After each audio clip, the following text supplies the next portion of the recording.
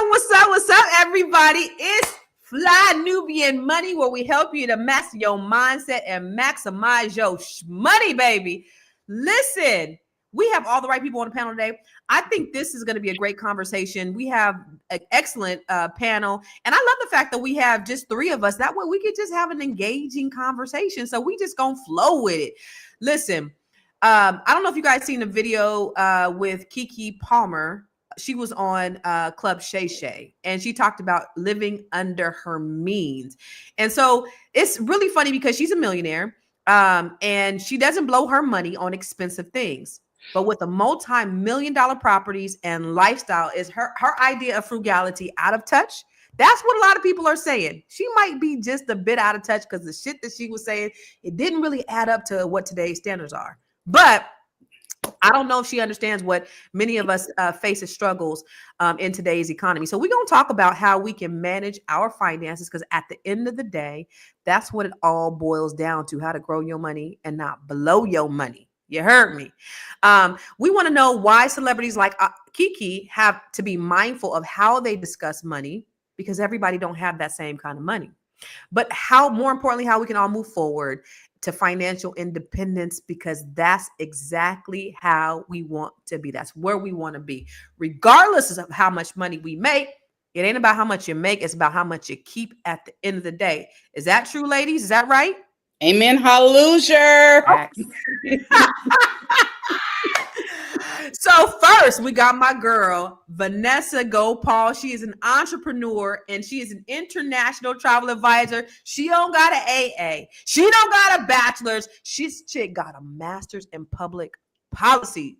She knows her shit, people. And then we have Miss Char Curry, aka Says What She Wants, the #1 female advocate, not for women, but for men. Ooh, I love it. Because, you know, we be tearing men up on this podcast. So she going to come and bring it. She going to be the #1 advocate for the brothers. And I know brothers, I know y'all going to be happy to see more Char coming up nowadays. I know it, because they always talk about how they don't have fair representation. Anyway, ladies, did any of you guys get a chance to see her interview on Shannon Sharp? Keke's? I didn't, but I saw bits and pieces. I saw bits and pieces. Yeah. What do you think about Keke? Just on the onset, what do you think about her? You like her, hate her? I love Keke. I mean, I love her grind. I mean, she's been grinding for a long time. You think she was a kid when she got up in this industry. She kicked down the door. She's been unapologetically her. And I think we've seen her grow up, and she's experienced some stuff. It's been public. And I think I like Keke. I'm not mad at really I'm the Keke can do no wrong crew. Okay. I love it. And I love her spirit simply based on the fact that she's unapologetic. She just says what it is, and she does whatever she wants to do. Like, literally, she's living out her truth. So that's what I love about her. She says what she wants. Yeah. I love that about her too. I think that you know, it's hard to see her as an adult, because you know she's a keeler. She's still a keeler. No matter what, she's gonna be a keeler. And it feels like, dang, a keeler got an old soul, but no, she's a grown ass woman. And she talking about grown ass woman type things. And I love that about her. She gonna get into character. She gonna read. She gonna do all the things. I love that. And she is unapologetically a Black woman. She is unapologetically a sister. Okay. So I stand corrected. It was actually on MSNBC interview, and not on Shannon Sharp. But we did see a couple of clips. Let's take a look at our first clip, and let's talk about it. Keke Palmer, the actress, has got it right. So she says she's not going to shop at Gucci. She's going to Zara. You tell somebody else who shops at Zara. My wife, Shaker. That's right. Fine as heck. Looks like a fashion plate all the time. You know, always dressed to the nines, always classic. She often dresses at shops at Zara. I know, because I've gone shopping with her. Whenever we go to Paris or we go to Spain, she wants to go to Zara. You know, she understands value. And she was in the fashion business. She used to own a fashion house in New York and Los Angeles. So she understood how stuff got made and what it would cost and how much money was being wasted. That doesn't mean she doesn't like a Gucci and Prada, you know, or Louis Vuitton, but she's not spending rent money on it. And what the actress realized when she filed bankruptcy is that, you know, this is a money game. This is a business game. It's the entertainment business. It's the business of entertainment. Folks trying to separate people in your wallet on the regular. And so when she filed bankruptcy, it was a wake-up call for her. So she is frugal now. She shops at Zara. She She said she has a Toyota in her driveway. She love it. There's some nice Toyotas. Don't hate on Toyota. They go forever. Look, I like nice things. And if you see me around, you see me in a nice car, maybe, if I'm driving or whatever. But if I'm in a car, I'm not worried about the payments. I'm not worried about what it costs. It has to be irrelevant. Otherwise, I'm not doing it because that's all depreciating assets, right? And your assets cannot be on your, right?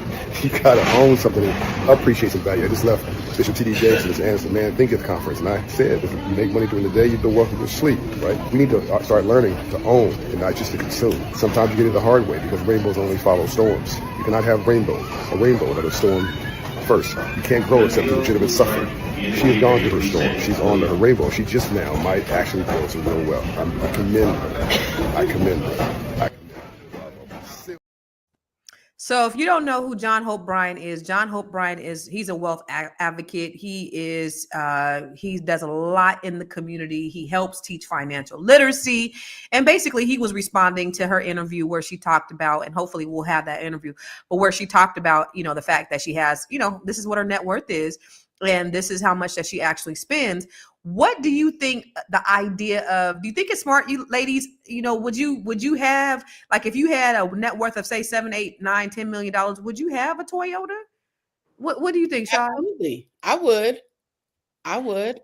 And also, you know what I mean? It boils down to the fact of mindset and perspective and also personal growth, right? Because if you're growing personally and you have a certain mindset that, you got to set up generational wealth for your kids, your family, and those that you care about, then you're going to operate differently when it comes to money. But people that, and let me just say this really quick, people that have never had money, that don't have any knowledge or wisdom about money, those are the ones that go out there and spend and they be doing the fan on.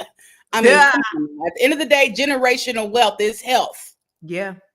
Absolutely. Yeah. What do you think, Venessa? I agree. I mean, 7, 8 million. I mean, I don't have 7, 8 million, but my thing is cars. Like, I want to be in a nice car. I just like to, that's just my thing, right? But I'm also not into Gucci bags, and I'm not about to go spend thousands of dollars on shirts. And I mean, when you really start understanding like how that stuff is made, and they stick a logo on it, and then they charge you 2, 3 thousand and market to you, it's to me, it's insanity, right? With my car, I feel like I'm in my car all day, every day. I use my car daily. So it's a space where I want to be comfortable at. I live in LA. So, when we get in the car, it's 30, 45 minutes.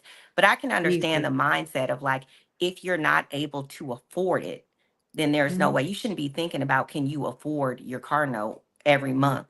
That means that you can't afford it, right? If you have to constantly think about something, then it's not in your budget. So I think for me, I can resonate with, I didn't file bankruptcy, but I think being younger and trying to buy things to impress people around people that don't matter. I don't even know these people. Like, why do I care why they looking at me? But it was a thing, I would go spend money on Dolce & Gabbana, Gucci. And first of all, that's not even my personality. I don't even really like it.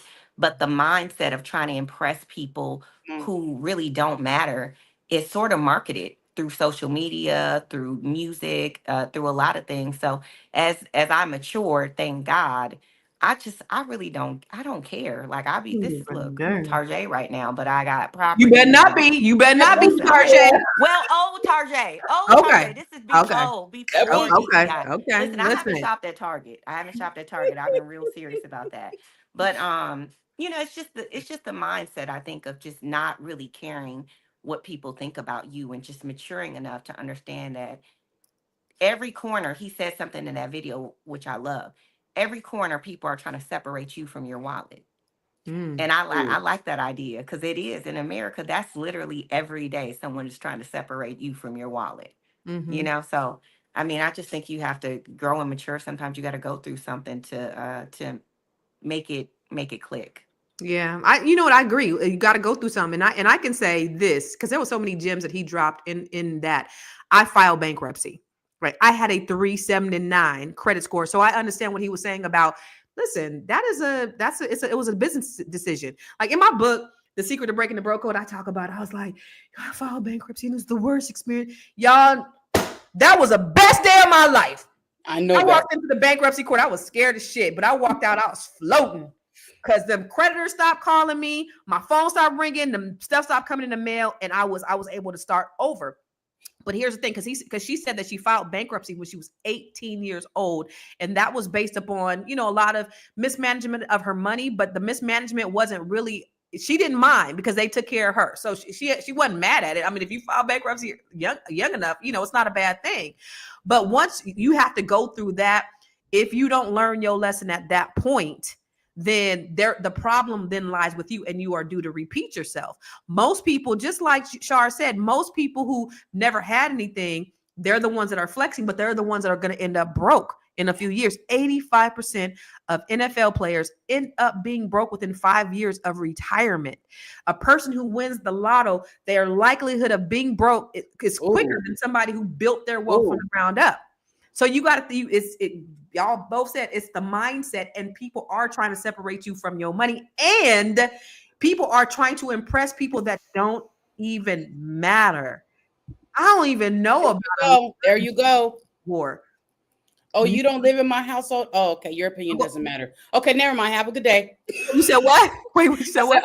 I said, oh, you don't live in my household? Oh, okay. Your opinion doesn't matter. Have a good day. That part. Basically. Because who's in your bills? Who helping you contribute to your bills? Yeah. Who's shit? I wish I would be concerned. People always have an opinion, though. They do, and let them think you broke.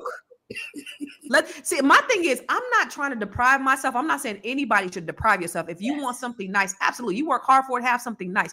But don't let that be the thing that consumes you, that puts you in a position to where you're living from check to check, to where you're broke. Because you want to get to a place where you're investing and you're not spending. And that's the whole point around that, And can I just say this really quick? A lot of people that listen to certain music or that watch certain things on TV or that are around certain people, what happens is their mindset it ends up being molded into something that it shouldn't be, because they think that they're supposed to have the certain lifestyle of the celebrities, of people that they see on these reality TVs. And it's like, that's entertainment, sweetheart. That's entertainment. But a lot of people can't separate their real lives from the entertainment. So they be out trying to, just like the lady we covered a couple weeks ago that was falling out the chair because she got approved for the bag. So if you're living outside of your means, then you're really not living in your true self. That's that 30 seconds of social media clip. Are they not dangerous? Because they have you thinking the motherfucker get paid, and you like, have you want to punch in the air after you get off social media because you thinking like they living this life, and they're really not. I was in St. Martin a few years ago. I just went by myself. It was my first trip by myself. I had I had all the things. I had a driver, and I had a chef, and I had all the things, right? The driver told me just a couple of weeks before I got there, there was this crew from Atlanta that came, right? And they had the chef at the house. They was taking pictures, social media, pop. They were doing all this stuff, spending all this money. And then when they got ready to leave, they canceled all the debit cards. So nobody got paid, right? So the chef that they had, the Airbnb, like they canceled all of it. And they stopped them they was trying to get away. They was in the car. They got out the car. They was running through the airport. But it's a small airport in St. Martin. They were like, we know all the airport workers. They stopped their ass and they said, you are not getting on this plane until you pay them.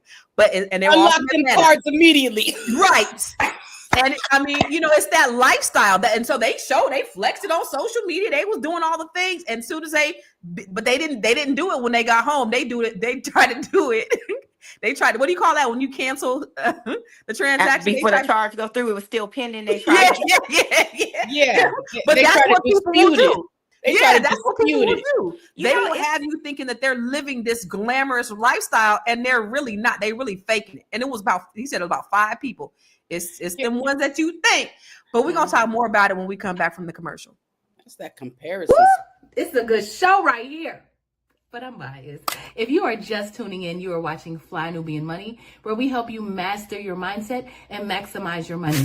My name is Tiara Williams. I'm also known as Miss Black Hollywood, and I'm the proud producer of this show because it is lit. If you want to receive notifications for when we go live Monday through Friday, 1 to 2 p.m. Eastern Standard Time. All you have to do is text the word Queens to 87948. That's Queens to 87948. That's QUEENS to 87948. Also, if you want to grow your money and not blow your money, all you have to do is go to flynubianmoney.com. There's all kinds of resources, there's courses, there's free giveaways. There's just no reason to be broke in 2025. All you have to do is go to flynubianmoney.com. Obviously, you don't want to be entertained here. You want to know enough to grow. Wait, I need to put that on a shirt. You got to know to grow. Got to know to grow. So know and grow. So listen, if you want to grow your money, not blow your money, make sure that you tune into the Fly Nubian Money. You join the Fly Nubian Money Club. And for those of you who just tuned in, we are talking about Keke Palmer, talking about how she lives under her means. And so the question really is this really relatable for the average person? Because one of the things that she was saying, and I don't know if we have the video, but one of the things she was saying was like, if I only had $1 million in the bank, first of all, most people don't have $1 million in the bank. Only 6% of African Americans make $100,000. So most of us the people she was talking to don't have $1 million. But she was like, my rent would be, $1,500. My car payment will be $300 or $400. And is that really relatable? I mean, Venessa, is that really doable for most people? Because I don't know, like where I live. No, I mean, I don't know where you could. I mean, girl, I'm in LA, so let me tell you, you gonna be in a shoebox for $1,500, and that's if you could find a shoebox. But I think $1,500 is it's not even across the board. It's really not. And maybe a studio somewhere in the middle of Nebraska. I don't know, but I think Or Montana or Wyoming. Yeah, or Wyoming. I think you could do that.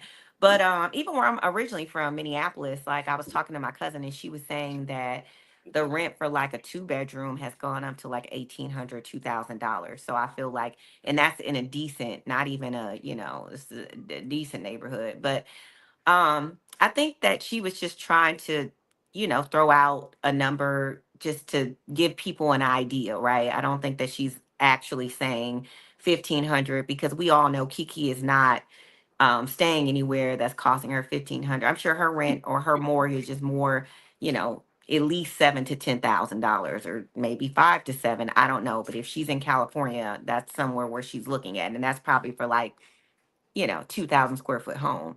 So I just feel like she was just making the point of you should be living below your means. Like just because you have it doesn't mean that you should spend it. Some of the most successful people and richest people that I've met, actually, I mean, they be in like non-name brand. You can't even tell. Like if I was to judge them based on this idea of like what rich is in social media and music culture, they would be poor. But in actuality, they are extremely wealthy. They own properties, commercial buildings. But just looking at them, you would never, be able to tell with that mindset if you're looking at what wealth is. So I think changing the mindset of like Gucci represents wealth, or having this Louis bag, I think is the biggest thing for our culture that we need to do in teaching our children. That's really, I feel like when you're flashy, it you're poor, right? Poor is loud. Wealth is not loud. Yeah, it's quiet. So I think that's what she was just saying. I think people, they just get upset over anything. She's just trying to make a point. Why do you think Black people are so caught up with materialism, Char? Like, why is that a thing? Why do we wear our wealth in that way? I feel like this is something that was taught. I feel like society, and just like Tupac said, they made us love their wealth, but you know what I mean? So I can't remember the rest of it, but it's like society puts certain things out there, right? They put the flashy things, there's certain commercials and advertisements that come towards us as people, which psychologically and subconsciously gets in here, right? And so we want these things. We want the bag, we want the car, we want the bling, and all of a sudden you don't understand and realize that your spirit is depleted. Ooh, so you better tell it. When you're spiritually grounded and you're spiritually filled up, then all these things won't affect you.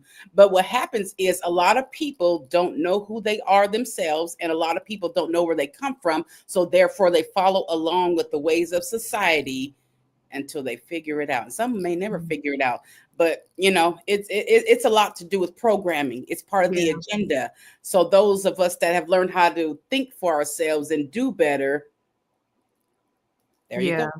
I agree. It is definitely part of the agenda. And just like you said, Venessa, and just like John Hope Bryan said, what you say, around the corner, everybody trying to get, what was the saying that he said? Separate you from your wallet. They're trying to separate you from your wallet.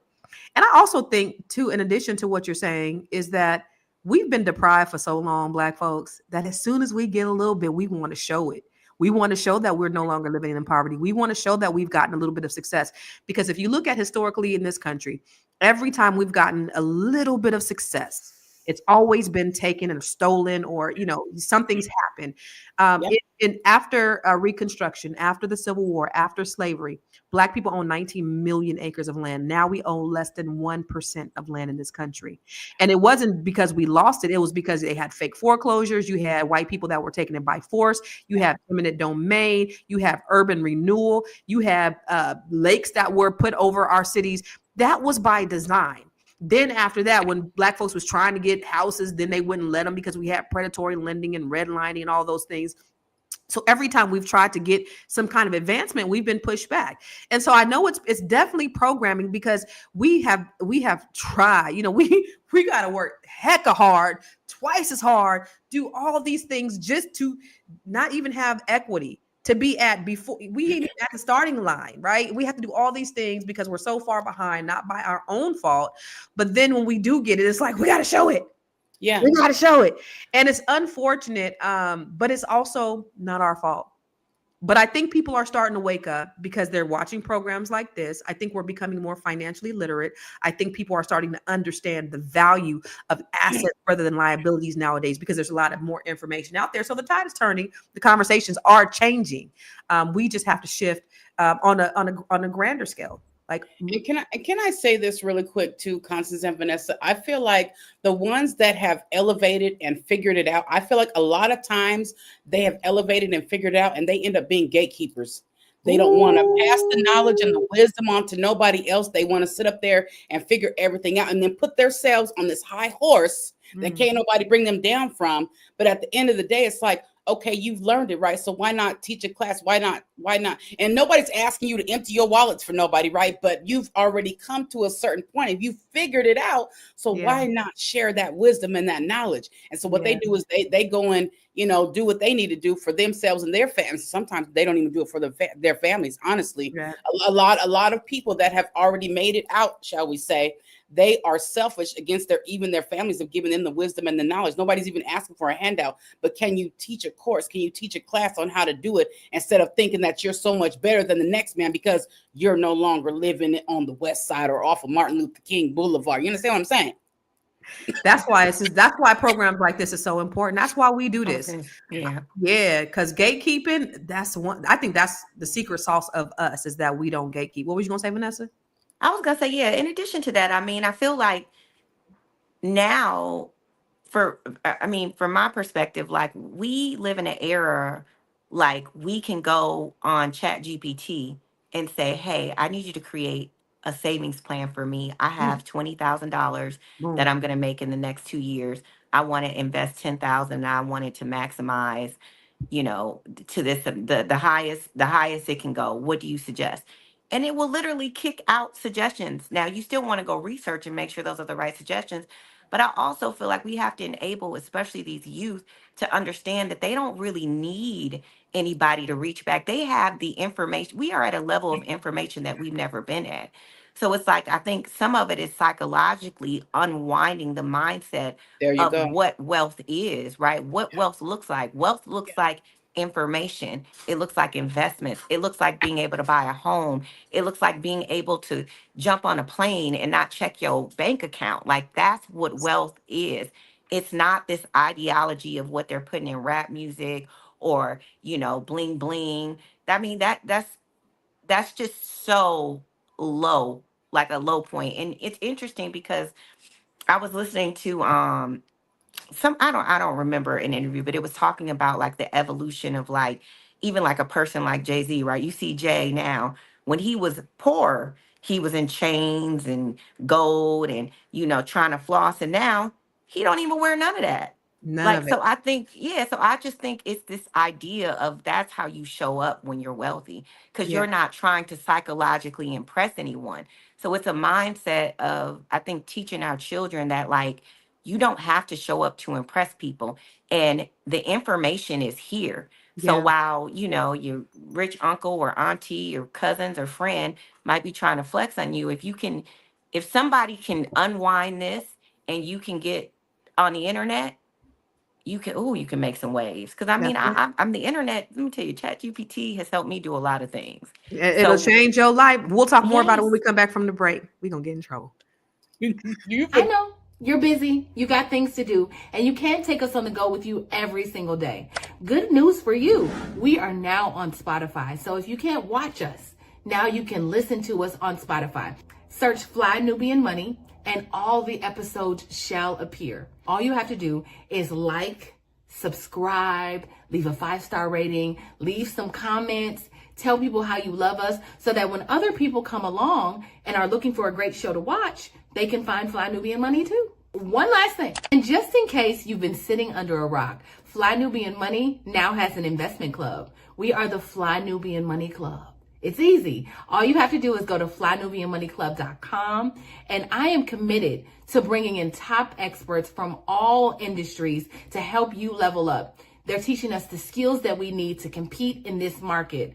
We often say that nobody is coming to save us, not the government, but guess what? We're coming to save us. I'm coming to save you with the Fly Nubian Money Club. So listen, all you have to do again is go to flynubianmoneyclub.com. We have a 30-day free trial set up just for you, just for those people that are struggling. Even if you ain't struggling, you ain't got to struggle. I'm coming. Okay, let me stop playing. I'll see you soon.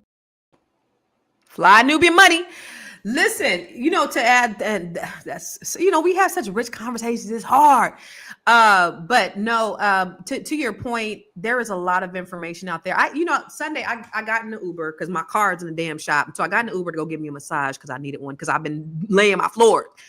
But the guy was at first he pulls up to my house and his car is kind of like busted. And I was like, oh Lord, I'm in one of these little busted cars, had did on the side and all that.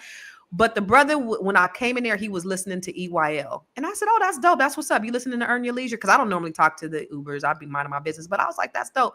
He was like, yeah, I'm trying to be the first in my family. And, he's like, my family really turned on me because I'm thinking different. I'm trying to do something different.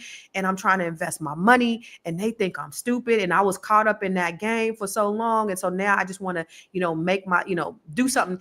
Do more. He was like, I work, 15, 16 hours a day. And I just want to be the first person in my family that does something different. So to your point, Venessa, there is information out there. Like we can have access, even if there's nobody around us that has that mentality. It just takes one thing, you to see one thing. You could be scrolling on Instagram and there'd be one thing that catch your eye and that could change. And that's the reason why these conversations are so important, because there could be one thing that somebody here says that's going to grab somebody's attention that changes their life. And so we got to continue to have these conversations, but Google is your best friend.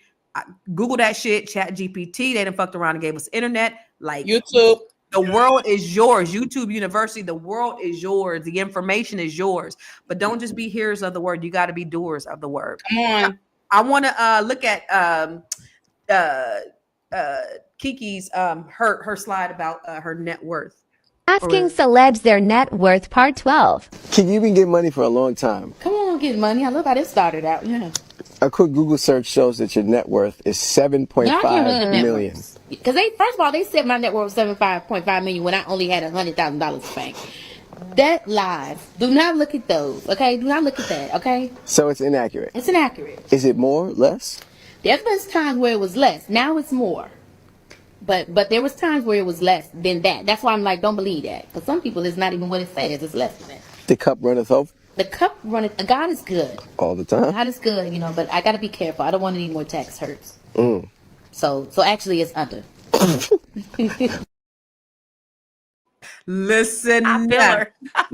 You don't be letting everybody know. It's funny because like inside Net 7 Collector, there's one lady. She was on the lam. She hijacked a plane, and she was on the lam for 10 years. No, 7 years. Ended up getting 20 years in prison. No, she's on the lam in Cuba for 7 years.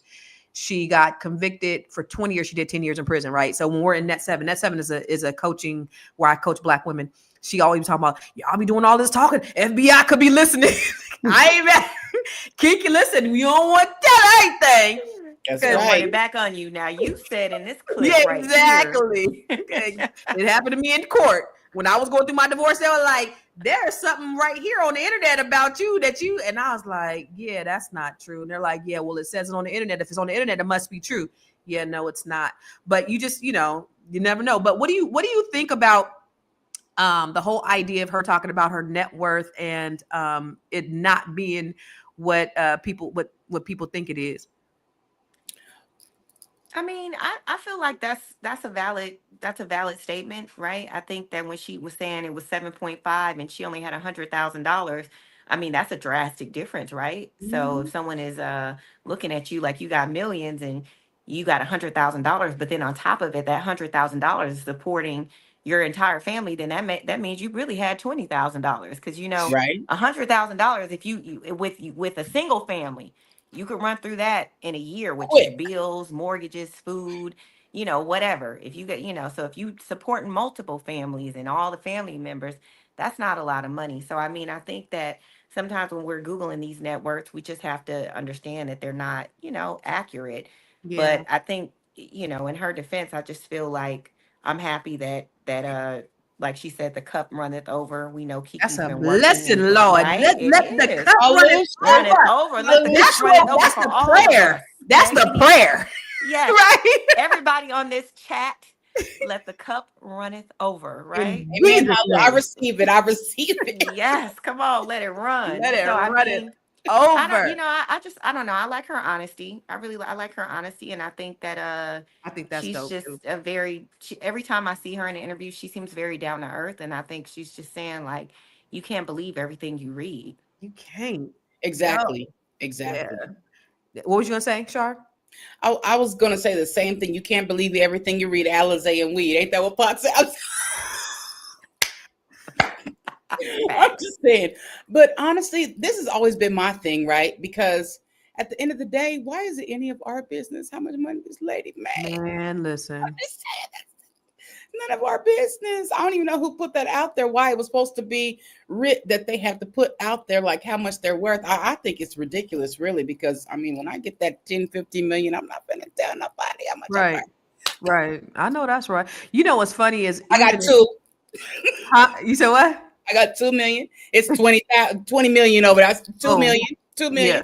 That's like me. I remember my cousin used to call me like, hey, how's business? I'd be like, it's good. I'm doing this and I'm doing this and I'm doing, and they'd be like, now that I got that out the way, can I borrow? So now when they call me, they be like, how's business? I'd be like, girl, your girl's struggling. It's hard out here. It's hard. They still be like, well, can you help me pay my mortgage? It's hard out here for a pimp. Yeah, it's hard out here for a pimp. And you know what's funny is I ain't nobody, but if I go in my analytics in my website, people will Google my net worth.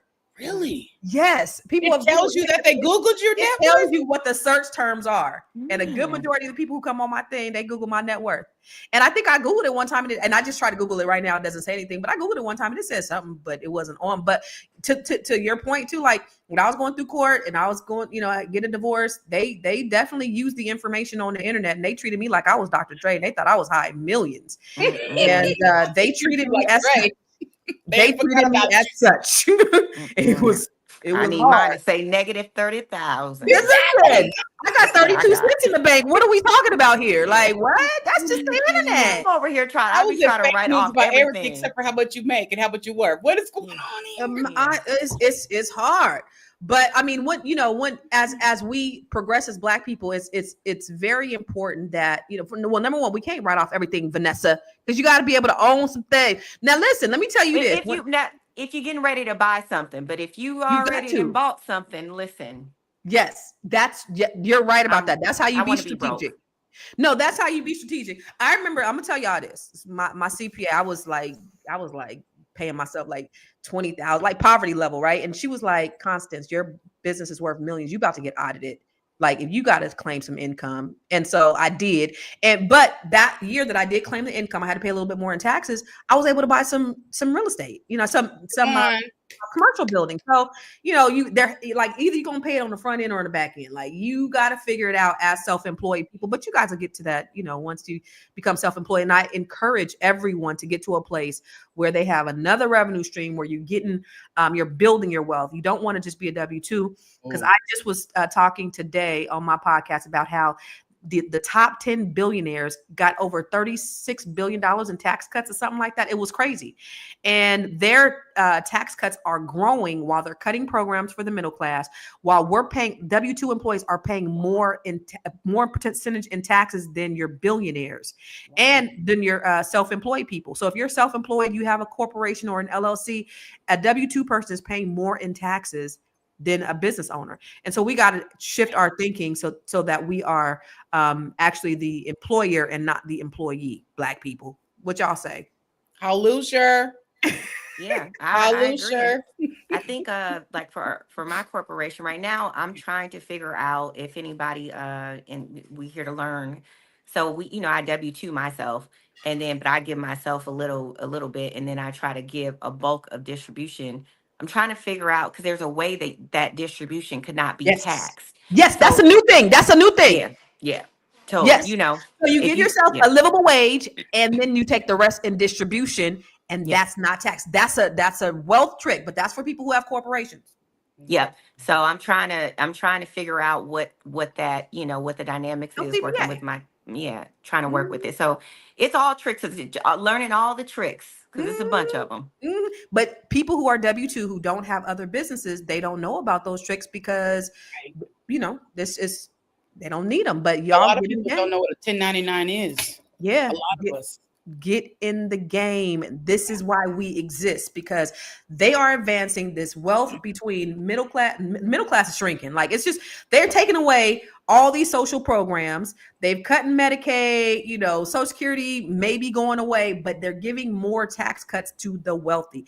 That is a problem. So either you have to get wealthy or get left behind. The choice is yours. That's what we need tax to do. Cuts. Yeah, get some tax cuts. I've been trying to really encourage my family members too, because some of them are just W-2 employees, and they don't make a lot of money, and they end up to what you guys are saying is they end up paying a ton in taxes. And I'm like, damn, you already don't make that much money. Right. How do you owe taxes? Right. And so I've been really trying to encourage them to get some 1099 income. You could braid hair, right? You could have a braiding hair company. You could write off a percentage of your rent as an office. You could write off all your hair supplies. You could write off marketing stuff. I mean, you could even write off a portion of like going out to eat, because you're talking about getting more clients or trying to prospectively. So it's just a mindset. You say business. Yeah, that's it. Like everything's a business meeting. Everything's McDonald's. Business. Yeah, I was there trying to get some customers. Listen. So, and that's another thing too, even with travel, like I became a travel advisor for the specific tax write-off, because it's the one thing that I really love to do. Like, it's like, oh, I love to travel. All my money don't go to Gucci and Prada, but it definitely goes to traveling, because I just love, that's my thing. And so I had to figure out a way in a business to make it work for me so that I could maximize some of those write-offs too. So if anybody loves to travel and you want to figure out how to have some tax write-off, put your link in there for real, because that's one of the things that I encourage people to do, right? So everybody's not going to be a business owner. You may be a W-2 employee, but you can get into a business like that, say a multi-level marketing business, where now you're a business owner and now you have this write-off. Now you have a whole write-off, and I don't even like multi-level marketing for me, but obviously, it's a $1 billion, $1 trillion industry. So obviously it's doing well for a lot of people. A lot of people are making a lot of money. But even if you're a W-2 and you don't know what business to start, perhaps you get into something like that. There you have the write-offs. Yeah. Warren Buffett makes $24 billion a year. His assistant makes $200,000, and she pays more than him in taxes. Now that's the game. Can I just say this really quick too? A lot of people don't understand that with a business or a 1099 LLC, a lot of people they think it's going to make them have to pay more, but in reality, a lot of times they can write off stuff. So a lot of people don't understand that they don't report that extra income or have the LLC or report the LLC because they think that it's going to take away from what they're getting back or what they have to pay. Yeah. Yeah. No, ownership is important. Yeah. And my thing is just what I like from my tax professional, they just told me, just keep clean books. And That's honestly, like a QuickBooks or something, a little $30 a month, like for both my travel business and my construction business, I just have two separate books and they're clean.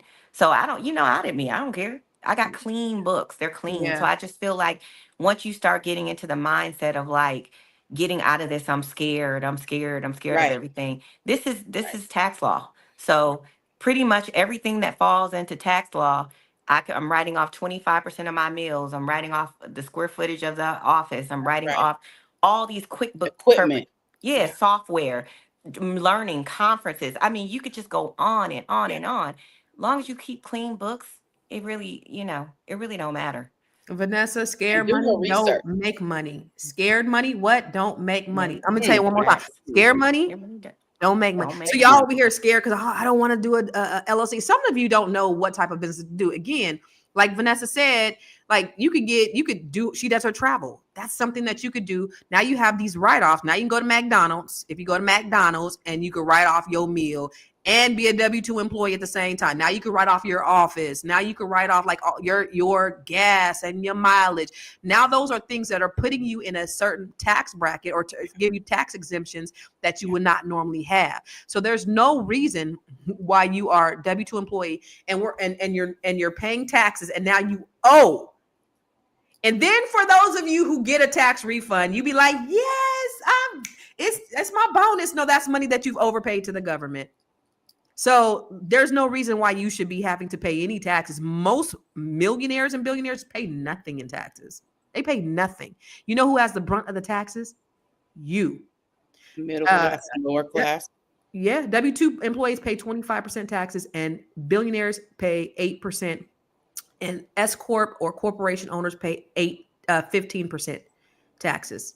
So even though S Corp pay more than your billionaires, W-2 still pays more than everybody.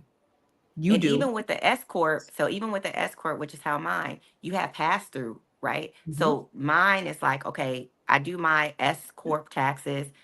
I would have owed, I don't know, say $5,000, right? But then here comes my travel business and my clean books because I get passed through. And then that wipes out that. You get what I'm saying? So I have $15,000 in write-offs. It's gone. I got a refund. Just clean books, just super clean books. So it's just like you can have multiple businesses, just keep clean books. Yeah. And a lot of people think that they have to have the actual receipt when in reality, most of us are paying digitally now. So you guys can look that up. Listen, you search in your bank app and listen, you bring up all your statements that you need. Yeah. Good conversation. I love this. This is, I mean, part of the conversation that we need to be having as Black people always is how do we get in better position? Because yes, we're talking about Keke Palmer, but we're also talking about us. Yes. We got to stop being the beggars. We got to start being the buyers. We got to stop being the debtors. We got to start being the investors. We got to start being the ones who are the lenders and not the we got to be in that position. Yeah. We do. We got another video I want to show. It's in response to Keke's what she said about her net worth. This is Keke Palmer. We all know and love her from Aquila and the Bee to I don't know this man to now having timelines and headlines tussle around this quote from CNBC. She did an interview and she said, and I quote with a paraphrasing, you know how I do, that if I had $1 million in my pocket, my rent is going to be $1,500. That's how I live, not below, but underneath my means. My car note is going to be $340. I don't need a Bentley. I don't ride in no Lexus. And people are feeling that Miss Palmer, honey, is out of touch with the economy, the cost of living, and things like that. I always find it intriguing how celebrities give their take on things.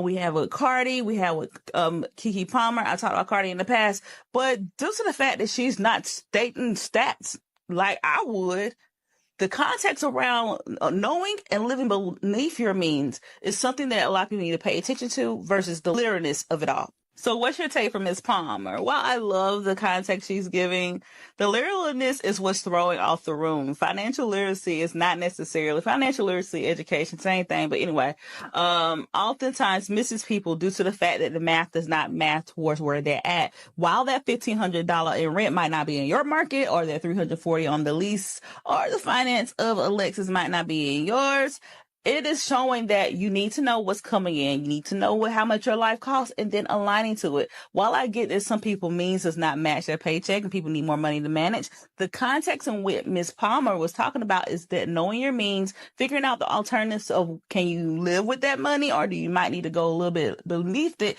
to create cash flow, because we don't know how this economy is going to go. So let me know. Stay funded. That's it. Y'all are. What do y'all think? I think the context is, we're focusing on a literal thing of like $1,500, the amount, or $340 for the car, is sort of irrelevant. The overall context of it is just saying that you should live below your means. Most people aren't. Yeah. Yeah, let's get I think we have some slides of the feedback of what people were saying about what she said, because you're right, people are being more literal about what she's saying. But I think she's saying, listen, it's just about living below your means. Let's look at them. Somebody said, bruh, the $100,000 in the bank took me out because I need to have that in my bank account. When I only had $100,000, girl, I wish. If I'm working since I've been a child, 100K is horrible. Also, regular people with regular bills making 100K, that's nothing but six figures. I could imagine having celebrity expenses with only that in the bank. Yes, that part. A net worth is not necessarily what's in your bank account, but properties and everything you own. Yes, that's what your net worth is. It's your assets minus your liabilities. What say you, Char? You know what? I feel like when it comes to stuff like that, it's like a lot of people will look at the net worth, right? But in reality, like you said, it's assets and what you do have, right? It's not just what's in the bank. It's not just that. And so I feel like a lot of people misconstrue that. And so at the end of the day, it's like I could have $10 in the bank, right? But if I have 4, 5, 6, 7 different properties, they're going to add that into it. So it's a little murky sometimes. Yeah, I mean, it's tough. It is really tough, because think about this: most households, and this is a 2-parent household, they make about $77,000 per year, and only 6% of African Americans actually make 6 figures. So think about that, right? They spend 25% on their housing expenses, 13% on transportation, your car. So if your car is $1,200, $1,500, and you only making $77,000 a year, that's a lot. They spend 10% on their food. So they basically spend about 76% of their income just to live. Wow. Most Americans spend 76% of their income just to live.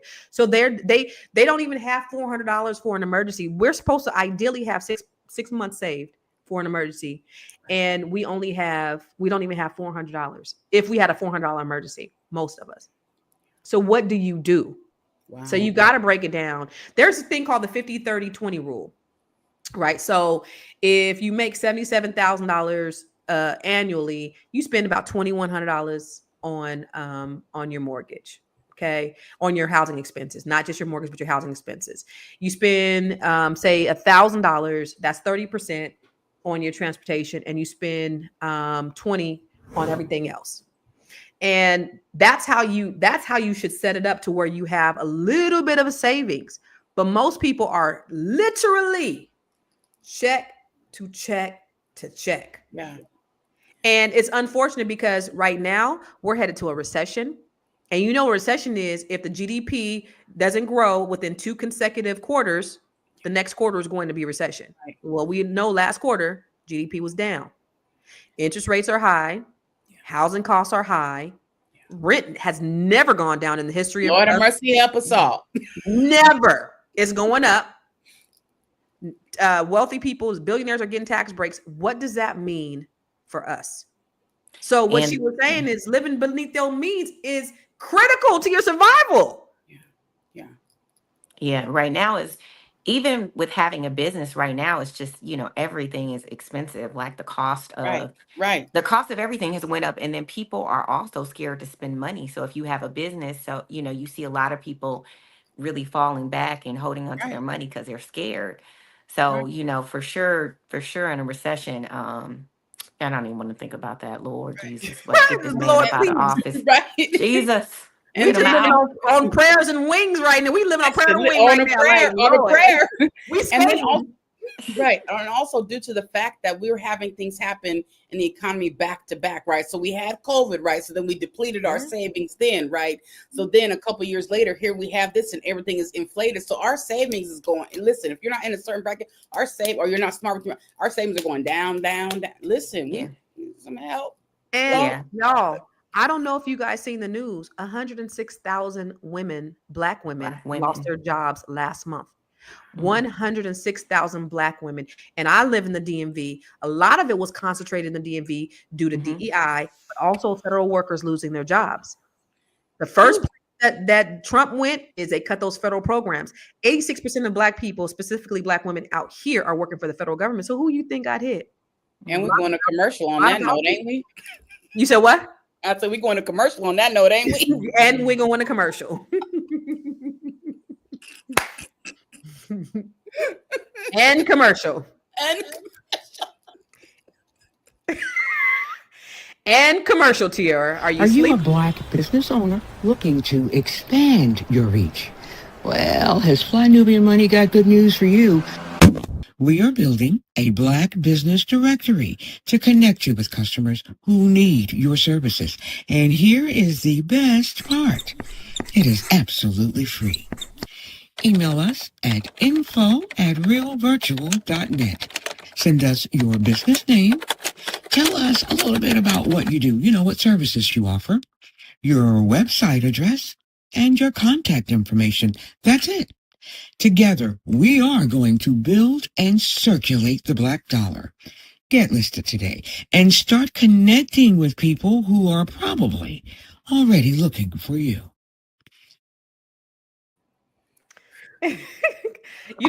So y'all, if you guys watch us, Tiara, Miss Black Hollywood, she's our producer. She's behind the scenes because the person who does it a lot better, which is Gwen, is not here. And so she's doing it. And so she was late. And then she had a nerve to be behind the scenes, talk about my finger was on the trigger the whole time. I'm over y'all. I'm putting you on Front Street. Tiara, your finger was on the trigger because we was late on commercial.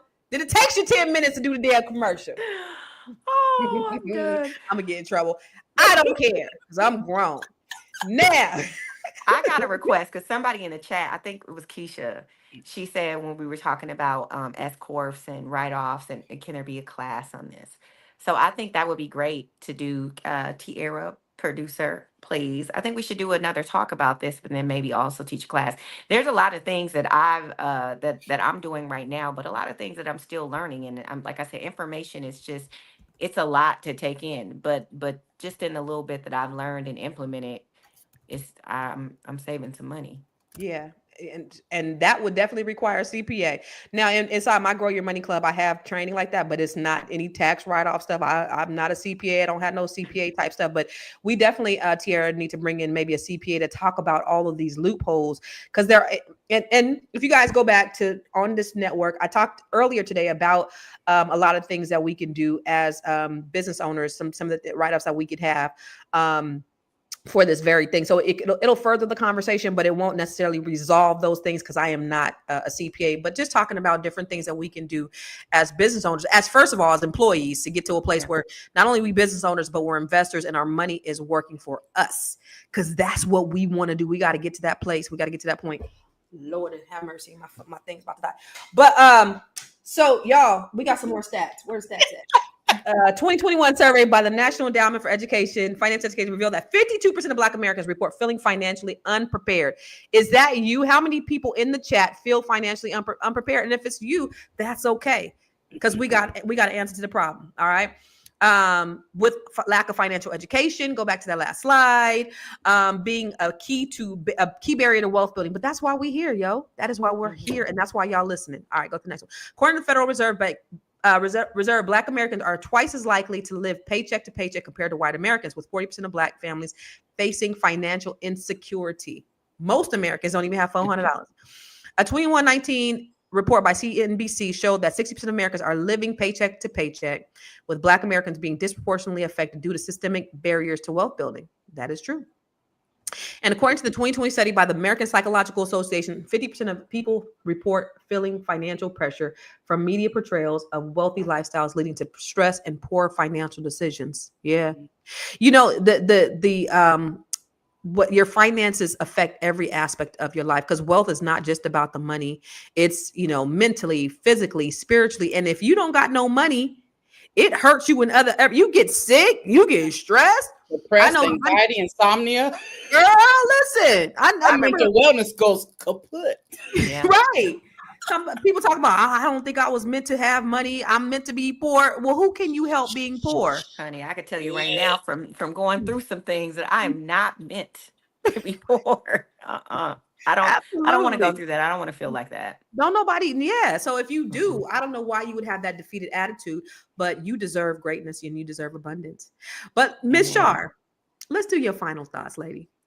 You know what? I appreciate all the wisdom shared today, ladies. At the end of the day, I feel like, you know, a lot of people don't understand that they need to move in silence. When it comes to your finances, when it comes to your wealth, move in silence. And I'm telling you, focus on the task at hand. Whatever your goals are, go after that, but move in silence. I promise you, spiritually, the things will elevate to a whole different level. And I am Char Curry, aka Says What She Wants, the #1 female advocate for men. You can find me on all social media platforms at Says What She Wants. I appreciate y'all. I'm an author, motivational speaker, and I'm an entrepreneur. Yes. And guess what? She says what she wants. I do. You heard me. I love it. Welcome. I love you being on the show. So I look forward to having many, many more. I know you guys, if you guys watch all the time, you've seen her. This is her second time. This is her first time with me, but love your energy, sis. So welcome. Miss Venessa. I second that. I love your energy too. And this was a great show, ladies. Like, I always love when I learn something from the show too. So my advice is just leaving here is that we take something and we're inspired by it and we actually put it into play. So if you are, you know, working a W-2 situation right now and you want to figure out how you can have some write-offs, how to start a business, and you don't have a large overhead, you want to get started, you can get a 1099 business doing anything, braiding hair. I do travel. If anybody is interested in becoming an agent for the sole purpose of writing off, getting some write-offs and 1099s, please hit me up at Vigo Paul. That is where I'm at. Once again, that's at VGOPAUL. All my stuff is on there. You can message me too. I'll hit you back. I run a construction company in LA called Winter Remodeling Inc. If you have a home and you want to do some stuff to it, or you want to do an ADU, cash flow it, let me know. You can find me at Vigo Paul too. And great group today. Thank you to everybody in the chat. And yeah, it was an awesome talk today. You know, I thought that this was going to be, because it's only 3 of us. I was thinking like, oh, we might have some dead spots and it might be a little shit. We lost track of time. We in trouble. Right. A whole nother hour. We going to get a whooping in the background. Like it's Tierra about to get us. Tierra about to get us. We, you know, but this has been an awesome show. And listen, Keke says, I live under my means. It is almost impossible in today's time with everything that's going on with inflation, with the recession. It's almost impossible, but it's necessary. But how do we change the trajectory? We got to stop depending on one source. We got to stop depending on your job. You can only depend on you. The Bible says you should have 7 or 8 revenue streams in case of disaster strikes. What happened?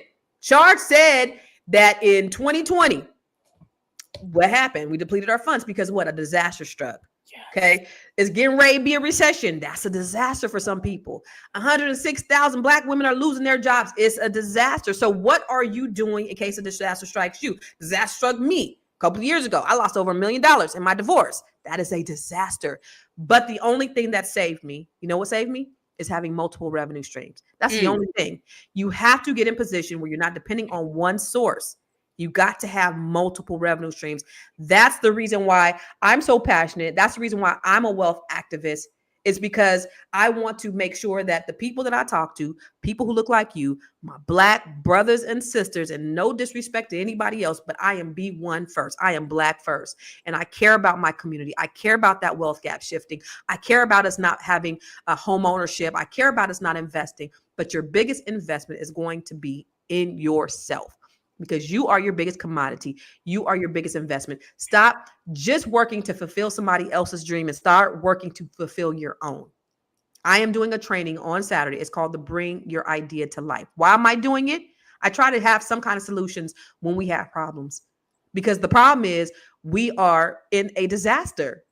A lot of us are losing our net worth. We're losing our homes. Where I live, now that all these jobs are gone, houses are going up for sale. Now, these houses in these communities have never been for sale since I've been here.